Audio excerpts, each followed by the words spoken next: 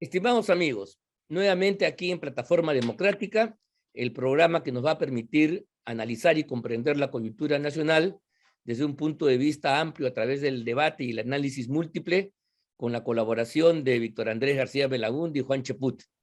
Este programa se transmite a través de las redes sociales de la Coordinadora Republicana y por el canal BHTV de Cable Más. Bien, esta semana nuevamente pródiga en hechos, en acontecimientos.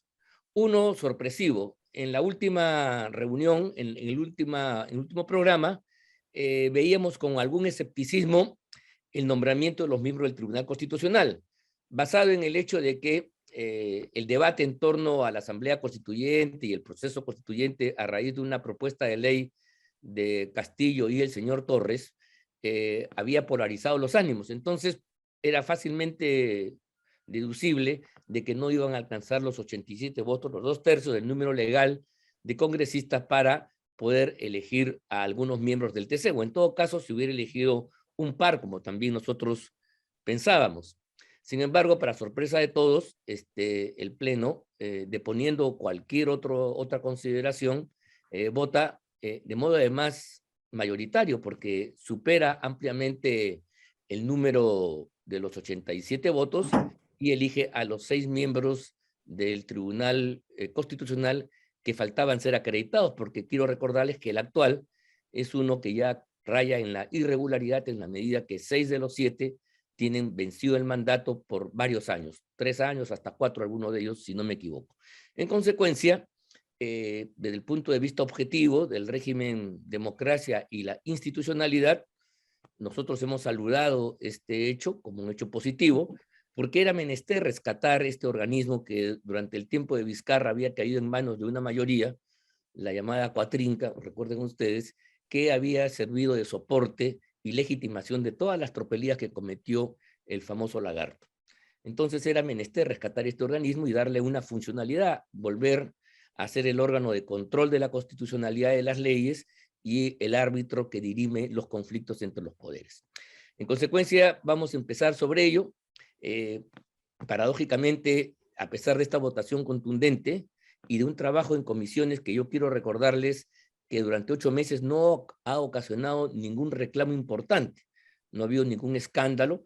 Sí ha habido, por supuesto, algunas opiniones divergentes, cuestionamientos, pero que yo podría decir que es parte de la normalidad. Nada es perfecto al 100% y en consecuencia los 6 miembros que fueron seleccionados, todos ellos eran juristas conocidos y reputados y por lo tanto cualquiera de ellos y otros más quizás de los que no incorporan esa lista podían haber sido miembros legítimos del Tribunal Constitucional. Pero ha sido el caviaraje, esos que justamente habían capturado, vean ustedes, el Tribunal Constitucional y lo habían sometido a los dictados del gobierno de turno para legitimar todas aquellas barbaridades que ya conocemos y que no voy a recordar ahora, los que han puesto el grito en el cielo, dicen que no hay transparencia, de que no ha habido debate, etcétera, etcétera, etcétera. Parecería ser una grita de parte de quienes se han visto afectados y desplazados de una hegemonía de años de este organismo que, en lugar de estar al servicio de la estabilidad del régimen democrático, se convirtió en una palanca, en algunos casos, de sicariato jurídico-político para derrotar a todo aquello que no era de su satisfacción del gobierno de turno. Víctor Andrés, empezamos contigo. ¿Cuál es tu opinión sobre este hecho que todavía tiene rescoldos de críticas y de atingencias por parte, sobre todo, de lo que llamamos los famosos caviares? Adelante, Víctor Andrés. ¿Qué tal? Bueno, los caviares, los caviares. Pues están Bueno, espantados. Dice que, ¿cómo es posible sí, que, mira, pues, han dicho, ¿cómo es posible que un pata que tiene multas de tránsito pueda haber postulado? ¿Cómo una candidata que está vinculada al Opus Dei pueda postular? Y como otro que creo que no puso en su declaración un proceso que ya había prescrito y que no tuvo ninguna significación. ¿Cómo es posible? En fin, se vuelven bueno, a ver, pulcros al extremo. Adelante. bueno, Ángel, a ver, yo he sido 5 veces parlamentario y me ha tocado, en los últimos 3 periodos que tuve, participar directamente en la selección de los miembros del Tribunal Constitucional. Los anteriores y los actuales que se están yendo. Yo recuerdo que yo hice gestiones, por ejemplo, para reconsiderar y votar nuevamente la elección de Eloy Espinosa, que no había obtenido 87 votos. Y hablé inclusive con varias personas, Norman Lewis, Mauricio Mulder, etcétera, para que se sumen a la votación y que pueda pasar los 87 votos, porque había sacado creo que 82. Y con esos votos, gestiones que yo hice, porque creía en la seriedad y en la formación jurídica de Eloy Espinosa, y hice la gestión y efectivamente se volvió a votar y ganó por un voto. No sé si fue 1 o 2 votos, que fue la elección más complicada. El resto de las elecciones fue más fácil, pero siempre se coordinó con todos. La ley, la Constitución están hechas de esa forma, de tal manera de que 87 votos no los tiene una bancada. Esa norma se pone allí para que haya cierta cantidad de bancadas que se pongan de acuerdo para poder elegir. Unánimemente imposible, pero que de 130 votos, y hay muchos ausentes o con licencia o enfermos, hayan votado 102 y que solamente haya habido 15 votos en contra, creo, 102, o sea, más mayoría imposible, casi consenso. Entonces yo creo que se ha trabajado bien. No conozco a ninguno de los actuales, a uno o a dos sí, pero muy ligeramente. No conozco a la señora esta que dice que es del Opus, no lo sé. Yo no tengo que ver nada con el Opus, pero no creo que sean malignos ni tóxicos los miembros del Opus, ni de ninguna manera. Pero lo cierto es que nunca, repito, nunca en el Congreso se ha debatido antes de una votación de esta naturaleza. Claro, sí, Nunca. yo recuerdo. Y además, hay que recordar que en los últimos 100 años el Congreso elegía, por ejemplo, a vocales supremos. Nunca hubo votación. El año 57... Debate, así es. votación, Nunca sí, hubo debate. debate. Nunca, ¿qué cosa dije? Votación. Hubo votación. Bueno, perdón. debate.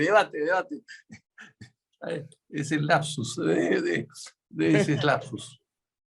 Peligroso lapsus. Si lo digo en el Parlamento se burlan de mí. Bueno, pero nunca hubo debate. Nunca. Es decir, y este tribunal que se va, tampoco hubo debate. En la Junta de Portavoces, con la comisión seleccionadora, nos pusimos de acuerdo para proponer tales candidatos. Lo que sí pasó es que, y lo dije yo y presenté un proyecto de ley en ese sentido, de que no se deberían elegir a todos juntos, ni en el BCR ni en el Tribunal Constitucional. ¿Por qué? Porque ahora se van 6 de 7, o sea, entra un nuevo tribunal, y la idea no es esa.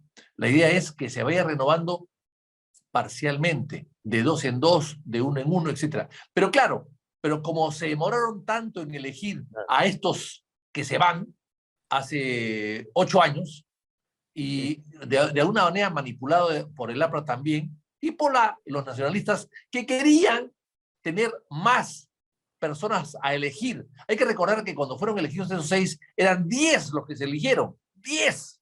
Y claro, había 10 bancadas, uno proponía cada bancada proponía a un candidato. Eran 10, ¿por qué? Porque eran 6 miembros del Tribunal Constitucional, 3 miembros del BCR y un defensor del pueblo. Eran 10 autoridades a elegir. Y por lo tanto, el APRA y los nacionalistas y probablemente también el fujimorismo, lo que querían es cada cual proponer a alguien. Y como proponían, bueno, cuanto más bancadas, tiene que haber más propuestas, más personas a elegir. Creo que fue un error, pero ese error se ha ido superando después. Y yo hubiese preferido que se elijan primero a 1 o 2 y que el tribunal se pueda cambiar progresivamente y no de un solo acto, porque evidentemente es los 6 que van a entrar sin saber nada de las causas que están pendientes. O sea, van a tener que aprender y estudiar mucho para resolver causas que no han estado resolviendo ellos, sino los anteriores que se van. Pero en fin, pero aparte de eso, insisto, nunca ha habido debate antes de una votación. Los debates se dan antes, se dan en la comisión, se dan en los exámenes. Es decir, yo he tenido audiencias públicas grabadas entrevistando a fulano y a sutano. Grabadas, ahí están. Eso se hacía antes y se está haciendo ahora también. Por lo tanto, las elecciones son abiertas, son transparentes, son públicas.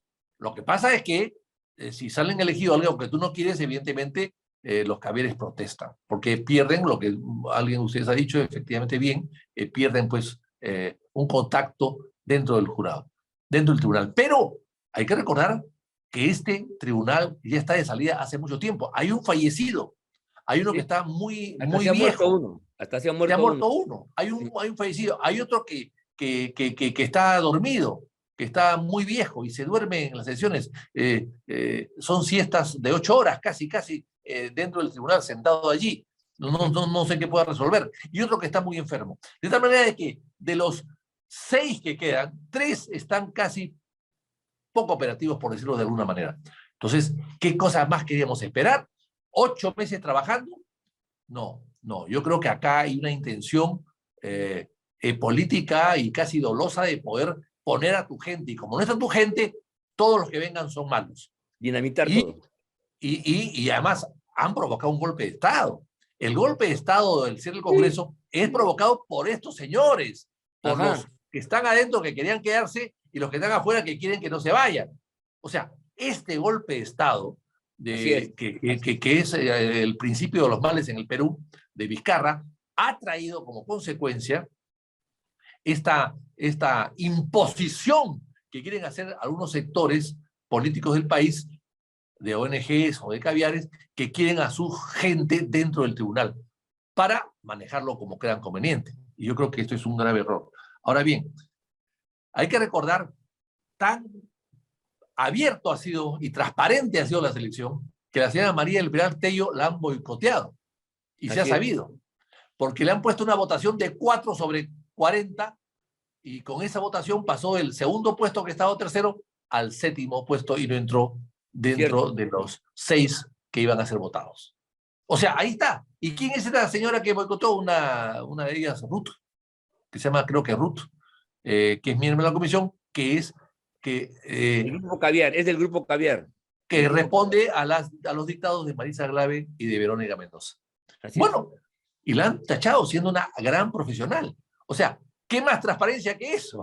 Que todo el mundo se ha enterado de eso.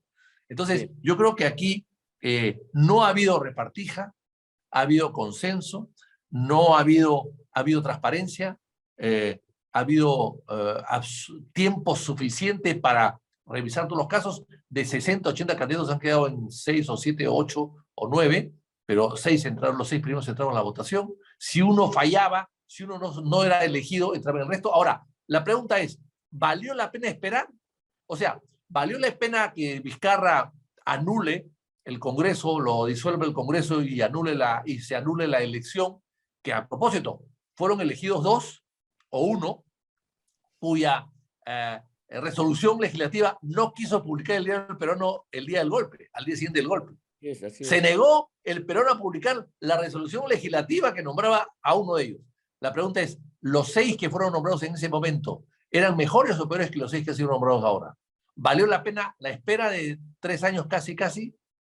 No lo sé, porque los anteriores estaba Sánchez Palacios, que era un gran magistrado, un gran magistrado. Claro. Entonces, hoy día no tenemos, no sé, no quiero hacer comparaciones, pero evidentemente si hubiésemos elegido a esos en su momento, hoy día ya tendrían 1 año o 2 años para salir, estarían ya saliendo, estaríamos ya preparándonos para la nueva elección. Y creo que eso no se hizo y creo que ahí hemos perdido todos. Muy bien, Vitocho. Tú has acotado un tema muy importante. Este tema del Tribunal Constitucional, que para algunos es una cosa del topus uranus lejana, motivó un golpe de Estado. fue la causa del cierre del Congreso. Y segunda, el otro lagarto, el lagarto sucedáneo, Sagasti, movió al Poder Judicial conjuntamente con este señor que luego ha fungido de ministro de Defensa del actual gobierno Castillo, para interponer una acción de amparo para que el Congreso no elija al Tribunal Constitucional. Y eso tuvo su efecto porque la medida cautelar asustó a algunos congresistas y ya no se alcanzó los votos. O sea, mira lo que está en disputa. Uno a veces cree que las cosas deben cumplirse meritocráticamente, en forma armoniosa por la votación, pero para esta gente avesada es un tema de vida o muerte y no dudan en apelar a todos los mecanismos, pues, vedados incluso, como transgredir la Constitución, hacer que el Poder Judicial intervenga indebidamente en una decisión autónoma propia del Congreso de la República. En fin. Oye, Ángel, una interrupción. Acabo de llegar, escuchando en la radio, a una señora de estos ONGs, no sé si es Transparencia o IDL o Coordinadora de Derechos Humanos, una de estas organizaciones, diciendo de que no ha habido motivación del voto de los parlamentarios. A ver. Motivación, o sea, un parlamentario, un congresista tiene que motivar su voto. No es así. Para todos los votos que hace, porque las votaciones son pues 10 o 15 por día, ¿no? ¿Tienen que motivar su voto? O sea, no estamos el parlamentario no está sujeto a mandato imperativo, no tiene por qué motivar ningún voto ni explicarlo. Es su voto, su decisión es soberana, no depende de nadie, ni está obligado a hacerle caso a nadie. O sea, no conocen lo que es la mayéutica parlamentaria, ¿no? Han caído en el paroxismo. Juan, tu opinión sobre el mismo tema, Frank. A ver, adelante. Bueno, yo creo que hay varias cosas, ¿no? Varios puntos de vista, varios puntos que resaltar. Uno de ellos tiene que ver con la actitud firme de parte de la presidenta del Congreso, María Carmen Alba. Yo creo que ella señaló hace 2 semanas, cuando vino el cargamontón de la prensa, que de todas maneras se elegían a los miembros del Tribunal Constitucional en estos días, y hubo una andanada, pues, de protestas de casi todos los medios de comunicación.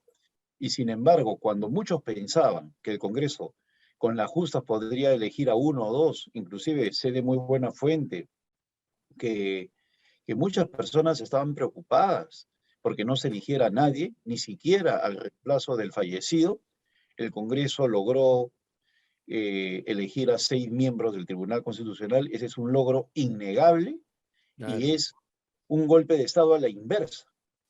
¿En qué sentido? Yo creo que le están quitando la base del poder a estos caviares.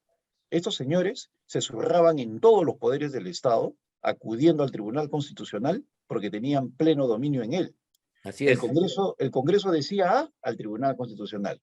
El sistema de justicia decía B al Tribunal Constitucional.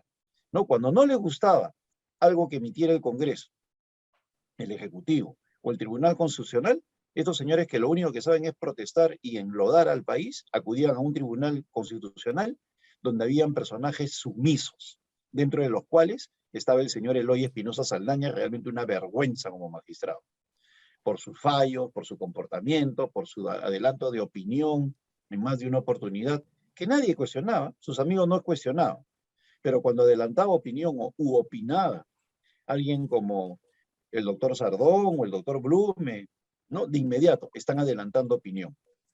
Yo creo que esto es importante porque empieza a quitarle la base del poder a estos sujetos que son los verdaderos culpables de las crisis políticas en estos 20 años, que se les conoce como caviares.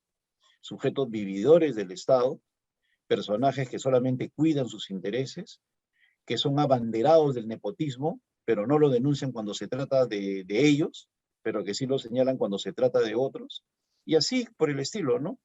Portavoces de banderas que sirven para ponerle límites a otras personas, a sus adversarios, pero no a ellos mismos. Bueno, esta gente es la que ha perdido. Por eso, cuando salgan a marchar el día de hoy, yo creo que va a ser un completo fracaso. Ya las resoluciones ya salieron en el peruano, no hay que hacerles caso, que sigan haciendo bulla, como lo vienen haciendo en estos días, con sus burbujas en las redes sociales, y no hay que hacerles caso porque yo creo que este es el inicio de una reconstrucción institucional. Ya el Tribunal Constitucional se había convertido en una suerte de notaría de los caprichos de los caviares. Se habían convertido, inclusive, cuando avalaron el golpe de Estado, en parte importante de los instrumentos caviares para dominar el poder en el Perú. Entonces, creo yo que se ha logrado mucho con esta situación. Y mira la actitud del periodismo, que realmente es penoso. Sí. Basta con acudir a una hemeroteca para que estos señores se den cuenta de cómo mienten de manera artera. Hay periódicos, como por ejemplo el Diario El Comercio, que tiene una unidad de investigación parlamentaria, ¿no? Y sacan una serie de estadísticas y no se dan cuenta, estos señores, que nunca ha habido debate, como señala Víctor Andrés García Belaúnde en el tema del Tribunal Constitucional. ¿No se dan cuenta de eso? ¿Por qué permiten que se miente, que se salga una marcha indicando sea impuesto? Impresionante. ¿No? O sea, claro, o sea, tenemos que señalar eso en voz alta. La República miente sin asco y los miembros y los caviares también. O sea, organismos como Transparencia, que se supone tiene que ser la ética, o Proética, que de Proética solamente tiene el nombre, se colocan pues a sustentar estas mentiras. Entonces, yo no tengo ninguna duda que dentro de ese contexto de un Perú que lamentablemente está convertido en una suerte de Malagua, ¿no? Que va a la deriva por culpa de Pedro Castillo y su gobierno, fundamentalmente, gran parte del protagonismo de la responsabilidad de eso lo tienen estos caviares que son personajes, individuos, ¿no? Que solamente trafican con la desinformación y sobre todo emprenden campañas no en busca de lo mejor para el Perú. Ellos están en busca de la defensa de sus intereses particulares. Hemos conversado los tres hace unos minutos, intercambiando ideas respecto a este tema. ¿Cuánto desierto hay en eso que tú decías, Ángel? Este ha sido un proceso que se ha desarrollado a lo largo de 8 meses. Y no ha habido ningún reclamo grande que yo conozca. Claro, Ya ha habido problemas mira, como María del Pilar Tello, es cierto, pero bueno, es así parte es. de los accidentes, ¿no? Nada es perfecto. No, yo creo que lo de María del Pilar Tello es un sabotaje directo, simplemente porque A una persona. a una persona, porque en el caso de María del Pilar es injusto el puntaje que le han colocado, pero eso también demuestra la forma como el APRA se ha convertido en la nada, ¿no? Porque la vinculan al partido aprista y el APRA, que está preocupado de acudir a la marcha, no sé, de cosas menores, ¿no? No han salido a defender a una persona que definitivamente es un personaje intachable y una persona con gran producción bibliográfica y académica de toda la vida, como María del Pilar Tello, una persona notable que habría enriquecido al Tribunal Constitucional, pero no la tacharon porque no le gusta simple y llanamente a este caviaraje, ¿no? Y poniéndole un puntaje bajísimo, injusto, claro, ¿no? Ante eso no se protesta. Entonces eso demuestra pues que no hay instituciones, porque las reglas de juego no son iguales para todos. Y no hay instituciones fundamentalmente por esta gente que se ha dedicado a sabotear al país, que cuando sus amigos son elegidos, así tengan multas, hayan sido lo que sea, corruptos, lo que sea, ahí sí están bien elegidos, ¿no? Cuando están en la doble puerta, en la puerta giratoria, salen del Congreso y empiezan a trabajar en los ministerios o en entidades privadas, ¿no? En mineras, etc., ahí no pasa nada. Pero cuando se trata de otros, ahí denuncian todo. Yo creo que ha sido algo muy atinado, muy positivo, esto que ha pasado de la elección de los miembros del Tribunal Constitucional. Sí, coincidimos todos, porque yo creo que más allá de este incidente que estamos también señalando, el resultado es bueno para la República, porque, repito, el Tribunal Constitucional estaba secuestrado por esta gente, por esta mafia, hay que decirlo con todas sus letras, que se retroalimenta, que además se vincula al exterior, que logra cosas como, por ejemplo, lo que ha hecho la Corte, anular una decisión del tribunal que no les gusta, hace que la Corte Interamericana lo deje sin efecto. Ahí hay una serie de patrañas y tropelías que en su momento, y espero yo con esta nueva camada de magistrados pueda restablecerse un orden efectivamente justo. Bien, el otro gran tema de la semana ha sido sin duda la famosa declaración del señor Samir Villaverde, ¿no? Él procesado por actos de corrupción vinculados a Castillo y en una situación de prisión preventiva. Bueno, sorprendió esta semana diciendo en el seno de la Comisión de Fiscalización del Congreso que tenía una información que comprometía incluso el mismo proceso electoral, donde responsabilizaba indirectamente a miembros del Jurado Nacional y al propio Castillo. Esto, por supuesto, ha conmovido a la opinión pública, ha remecido a la República, tanto como el temblor que hemos tenido hace estos días, y por eso me parece que es un tema de gran relevancia, porque va a marcar la pauta política de los acontecimientos. Yo quería hacer una acotación para luego recordar. En primer lugar, creo que la denuncia es significativa y tiene que ser investigada a fondo. Ahora, hay que ponerlo en su contexto. Proviene de una persona que durante toda su vida no ha sido una persona que se ha caracterizado por decir la verdad, todo lo contrario, ha hecho del engaño y la mentira su forma de ser, y entonces ahora en una situación desesperada, porque perder la libertad siempre es traumático, puede decir cualquier cosa. Entonces, a mí me parece importante que cuanto antes los órganos competentes definan, esclarezcan estos hechos, porque mira, una incertidumbre así lanzada, también más allá de los responsables, resquebraja la República y en consecuencia, de mi punto de vista, debe profundizarse la investigación a fin de que no tengamos dudas sobre lo que ha pasado exactamente, o si estamos pues en última instancia a una suerte de finta, de cosa extraña por parte de este personaje, que también podría darse dentro de un conjunto de hipótesis, ¿no? Bueno, ¿cuál es su opinión al respecto de ustedes dos sobre esta materia que sin duda está conmoviendo? Un poquito, para terminar, es que yo hubiera preferido, si se trata de una cosa contundente, hubiera preferido una solución como la que se dio el año 2000, cuando se conoce el video Curi Montesinos. Eso tuvo la fortaleza de impactar sin ninguna mediación, de la noche a la mañana, y sin que casi nadie lo supiera, incluso gente del gobierno, fueron sorprendidos con la visualización de este video de efectos destructores, y eso se trajo abajo al régimen. Después entraron los fiscales, después entró todo el mundo, pero ya el impacto político está hecho. Ahí, en este tema, lo que yo veo como preocupación, digo, pero evidentemente no es definitivo, es que se está procesando de a poquitos y se está sometiendo a las reglas del Ministerio Público por un lado, del Congreso por otro, y entonces, no sé, espero que eso sea solamente una forma de presentar las cosas.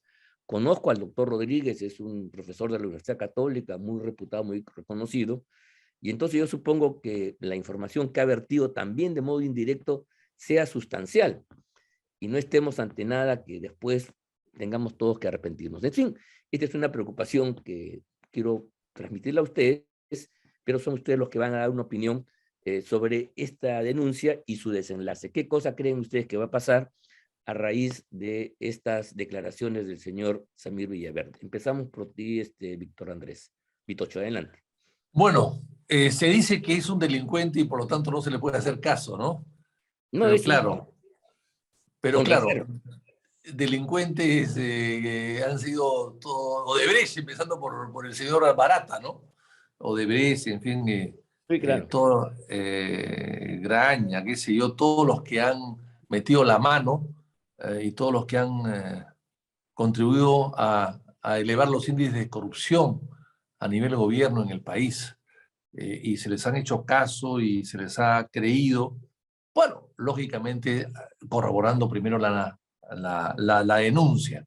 Yo creo que acá este señor, que tiene unos antecedentes penales muy malos, está acorralado y como buen león acorralado, pues empieza a atacar a todos, ¿no? Y el ataque de todos es su verdad que debe ser la verdad exacta de las cosas que han pasado. Y es tan controversial el personaje tan, tan poco ético, tan poco serio en sus cosas, que ha grabado todo. Esa es la mejor prueba Claro, eso es. de su nivel. Todo lo ha grabado porque sabía que algo podía pasar. O sea, sus arrebatos delincuenciales del pasado han estado presentes para poder fríamente, calculadamente grabarlo todo para defenderse después si pasa algo. Eso es típico, pues, de la mafia, pues, ese típico de la mafia, ¿no? La extorsión, el chantaje, ¿no? Y Montesinos lo hizo. Montesinos grabó ¿para qué? Para tener a todos bajo su servicio, a todos chantajeados. Lo que pasa es que no se dio cuenta que esa grabación dejaba huella también de su delito, ¿no? Entonces, aquí, con este señor Samir, parece que está pasando exactamente lo mismo. Pero el hecho de que tenga sus antecedentes... No, claro, tampoco descalifica. No se puede pensar que está mintiendo, que está inventando todo, ¿no? Es como la Carolina López tampoco se puede decir que están corroborando todos los días las cosas que ha dicho, tampoco se puede pensar pues que porque hace negociados con el Estado tiene que estar mintiendo.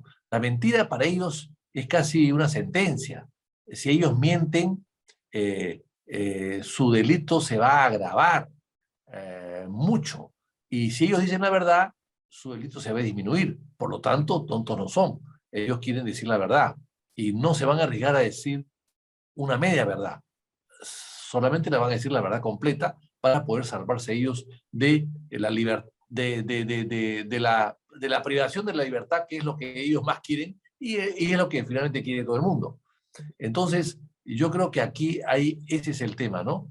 Yo creo que no se le está dando mucha importancia. Todavía los resortes de Castillo funcionan, sus defensas antiaéreas funcionan y no se le está dando la importancia debida al caso, porque bajo otras circunstancias hasta el Parlamento hubiese tomado cartas en el asunto, pero parecería que aún no ha hecho nada. Entonces yo creo que aquí esto, si se profundiza, más el tema del plagio, que lo perjudica, también está configurando ya una incapacidad moral permanente del presidente de la República. Así que yo creo que lo que estamos haciendo es alimentar un poco esa figura, salvo que se decida la acusación constitucional. Pero de hecho, si no llegamos al año de gobierno y tenemos este tipo de escándalos, ¿qué pasará pues si avanzamos más? Por lo tanto, me parece que eso acaba a servir como materia prima fundamental para una destitución o vacancia o renuncia del presidente de la República. Muy bien, Vitocho. A ver, Juan, ¿cuál es tu opinión al respecto? ¿Cómo ves tú el devenir? ¿Cómo vienen las cosas a raíz de la denuncia? Yo creo que eso es sumamente grave, ¿no? Y bueno, pues todos los aspirantes a colaboradores eficaces son delincuentes desde el momento que aspiran a ser colaboradores eficaces. Claro. Y lo que están buscando es disminuir su pena, lograr algún tipo de beneficio, siempre y cuando lo que digan apunte al cabecilla de la organización. Entonces, acá él está apuntando directamente a quién se beneficia con el delito que se ha cometido. Y ha mencionado a dos nombres el audio del día de ayer. A la señora Silvia Barrera, exalcaldesa de Villa María del Triunfo, persona ligada a Bruno Pacheco y persona ligada a Pedro Castillo, y también al señor Vladimir Mesa Villarreal, una persona que ha sido exalcalde de Huaraz y que, según lo que están apareciendo en los medios de comunicación, como consecuencia del audio, sería uno de los articuladores del fraude. Entonces la pregunta que me hago es, ¿qué hará la Comisión de Fiscalización? ¿Se mandará a mudar una semana en su semana de representación? ¿O citará a esas personas para profundizar? Porque si no le da importancia, el fujimorismo, que es el que tiene el titularato de la presidencia de la Comisión de Fiscalización, demostraría que el tema del fraude electoral no le importa, ¿no? O sea, no le interesa investigar. Igualmente, yo no entiendo por qué el congresista Jorge Montoya, que está a cargo de la Comisión de Fraude Electoral, no entre a tallar en este asunto. Claro. También está pensando en la semana de representación. También está pensando en irse una semana a visitar qué, ¿no? Entonces, no le están dando importancia a un caso que puede ser terminal para el gobierno. Y eso es lo malo, pues que el Congreso tiene unas de cal y otras de arena. Ha tenido una performance muy buena, mandando al archivo el proyecto de referéndum, eligiendo a los miembros del Tribunal Constitucional, y luego pues se relajan, ¿no? No pasa nada, y le permiten a Pedro Castillo de que descanse durante la semana el agobio. La Comisión Lavajato no cesó en ningún momento, ni siquiera en la semana entre Navidad y Año Nuevo. Trabajó enero, febrero, marzo. Trabajó todo el tiempo. Y sin embargo, ahora vemos que la Comisión de Fiscalización, que recién ha empezado a trabajar, teniendo esta información de primer nivel, no sabemos si se van a ir de semana de representación o no, con lo cual le quitan importancia al tema. Y adicionalmente, el presidente de la República está solicitando permiso para irse al foro de Davos, ¿no? A la cumbre económica del Foro Económico Mundial, de la cumbre de Davos, ¿no? Con lo cual, una semana más de viaje. Y acá no pasa nada. Yo no entiendo por qué el congresista Ventura no cita de una vez a los involucrados en ese audio. Yo sí estoy convencido que si este sujeto está hablando es porque sabe que lo han abandonado. Sabe que los sobrinos del presidente están a buen resguardo, a uno inclusive le han dado ya, lo han liberado de la prisión preventiva. Así es. Están no ubicados y a él lo están abandonando, después de que se supone que todo lo que ha hecho, lo ha hecho como decía Damián, mira lo que hago por ti, lo ha hecho por Pedro Castillo y se siente abandonado. Ajá. Y por otro lado, en la lógica delincuencial e inclusive mediática, yo considero que este audio que han soltado es un mensaje. Mira lo que tengo, ¿no? Y pueden venir mayor cantidad de audios. Pero si el Congreso no le da la importancia del caso y prefieren irse de semana de representación, el Congreso será cómplice de que Pedro Castillo permanezca en el poder, con la vergüenza que eso significa. Porque no se puede permitir que el Congreso se marche en una circunstancia como esta, cuando, mira, y te lo dice alguien que hoy día ha escrito a favor del Congreso, pero yo estoy decepcionado de esta actitud de querer irse de semana de representación. Acuérdate mis palabras y lo hablamos el próximo jueves, cómo se va a enfriar todo por culpa del Congreso. Después se quejan cuando dicen, porque dicen que no vamos todos. ¿No? Por este tipo de cosas, pues. Porque no entienden de la importancia de ese tema que puede ser capital para el Perú, que puede ser gravitante. El señor Ventura debería haber salido, vamos a citar a Vladimir Mesa el lunes y a tal persona el martes y a Silvia Barrera el martes, y vamos a darle la protección a este individuo que hoy día ha dicho, no voy a soltar nada más si no me dan protección. ¿Dónde está la conferencia de prensa de los periodistas? Oye, si por un papelito que terminó en la renuncia de Pedro Pablo Kuczynski, la Comisión Lavajato hizo conferencia de prensa por las pruebas que venían hallando, y estos señores no hacen nada, no hacen ni una conferencia, tiene que filtrarlo Philip Butters. Entonces, el Congreso pues se está convirtiendo en un escollo para la lucha contra la corrupción, porque no profundiza las investigaciones, porque ha mediatizado la fiscalización y el control político, porque han convertido las comisiones de investigación en elementos en los cuales se disipa más bien la falta. ¿Dónde está la comisión de ascensos militares? No hizo nada. La comisión de visitas Zarratea no hizo nada. La comisión del fraude no hizo nada. Y ahora la comisión de fiscalización tiene una pepasa, una bomba atómica, y se van de semana de representación. Porque tienen que ir a un colegio, a ver una posta, a visitar a una olla popular. Cuando si hay hambruna en las ollas populares y los colegios están deteriorados y si las postas no funcionan, es por este gobierno. Así de simple. Y no habría tanto deterioro social si no fuera porque este gobierno está al frente. Y cuando lo pueden destituir, pues simplemente optan por la semana de representación. No, pues está mal el fujimorismo, está mal el Congreso, es decepcionante. Yo sí creo que estamos a puertas de un gigantesco escándalo y lo he sostenido desde la noche de la elección. Ha habido fraude. Y acá también juega un papel la prensa, porque a la prensa le hubiera bastado con agarrar los periódicos de abril del año 2000, así de simple, de abril del año 2000, y compararlos, las denuncias del comercio de esa época con las denuncias del fujimorismo ahora, para que vean cómo es como dos gotas de agua la forma como se ejecutó el fraude en el 2000 con lo que habría sido en esta oportunidad. No es en la OMPE. Por eso cuando Portillo decía papelito manda, se refería al acta que llega a él. Él no tiene nada que ver cómo se llenó esa acta. El fraude es artesanal, el fraude se da de dos maneras, en el llenado del acta y en la impugnación de las mesas. ¿Dónde ganó Keiko? Impugna. ¿Y qué hacía el jurado? Eliminaba. Claro. Así han ganado, y eso no quieren investigar. Bueno, pues, francamente, es decepcionante que se vayan de semana de representación. Bueno, espero que luego de tus palabras alguien del Congreso te escuche y enmienden de plano esta conducta que Oye, efectivamente... Ángel, Bueno, adelante. una extensión a lo que ha dicho Juan. Sí, el fraude es artesanal, es una buena frase, y el fraude se hace en mesa. Por eso es que un fraude masivo es casi imposible. Pero sí es pero un fraude focalizado, sí. Si tú manejas 100 mesas en lugares alejados del país, perfectamente bien puedes cambiar la votación en 20 o 30.000 o 40.000 votos, que es el empate técnico que definió el jurado ante el supuesto triunfo de Pedro Castillo. O sea, claro, el fraude sirve para eso. El fraude en realidad artesanal es más que todo para el Congreso, para ver quién va o quién entra al Congreso y quién no entra al Congreso. Pero puede afectar si arriba, en la fórmula presidencial, hay un empate técnico, puede definir ese empate técnico. Sí, sin duda alguna. Bueno, creo que el tema es sumamente importante. La República está en vilo y la verdad tampoco desde ese punto de vista tiene justificación alguna que se siga prolongando la cosa.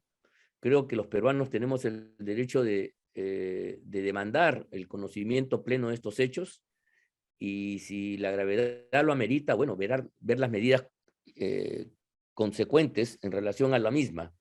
Es un tema que efectivamente, como alguien dijo hace unos días, pone en peligro la misma esencia de la democracia. Vamos a poner en cuestión la voluntad popular con la cual elegimos representantes al Congreso y al Ejecutivo. Entonces, bueno, fin, pues se acabó todo. Estamos ante una farsa absoluta cuyas consecuencias son, pues, destructivas para el propio fundamento de la República. Bueno, esperemos, pues, que esto avance como debiera, se tengan algunas certezas y sobre todo se tomen las medidas convenientes. Y efectivamente, como tú dices, aquí la iniciativa política tiene que estar en manos ni más ni menos que del Congreso de la República. Porque podríamos sospechar, por ejemplo, de la actuación del Ministerio Público, de sus tiempos, su lenidad, a veces negligencia. Pero, bueno, en fin, ahí hay algunas cuestiones de jerarquía dentro del organismo, algunos problemas anteriores que pueden, digamos, contribuir a una investigación, digamos, lenta o parcializada y no con la enjundia que corresponde. Pero el Parlamento, la instancia política, los afectados por el fraude electoral que no se movilicen prestamente, sí que llamaría a preocupación. Bueno, hemos llegado al fin de nuestro programa, muy importante los temas y las opiniones de ustedes. Agradecer a todos los amigos que nos han escuchado y que nos siguen semana a semana a través de Plataforma Democrática y nos comprometemos pues a vernos la próxima para seguir evaluando y conociendo los problemas que marcan la historia en nuestro país. Muchas gracias y hasta la próxima semana.